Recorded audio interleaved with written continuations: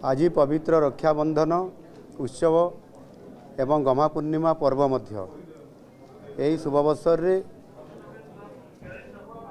समस्त भौणी माननकु मो तरफ शुभेच्छा एवं अभिनंदन जनाऊँगी एवं समानंकु सुरक्षा केमिति मिलिबो सेतिपाई मध्य आज मु ये पवित्र रक्षाबंधन उत्सव रे प्रतिश्रुति दौची समाने समस्ते भलरे रहिबे सुखरे रहिबे सुरक्षा रे रहिबे आ समस्त ओडिशार भौणी मानकु सेतिपाई मध्य मु सुभद्रा योजना रे समानंकर सुरक्षा एवं समानंकर उन्नति पाई मध्य योजना करिछि समानंकर उत्तरोत्तर कामना करूछि।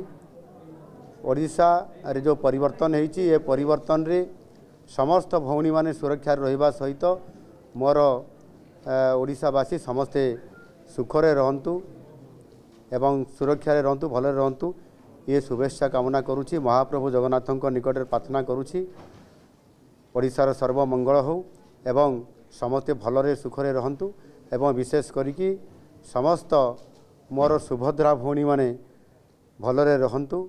बहुत बहुत धन्यवाद।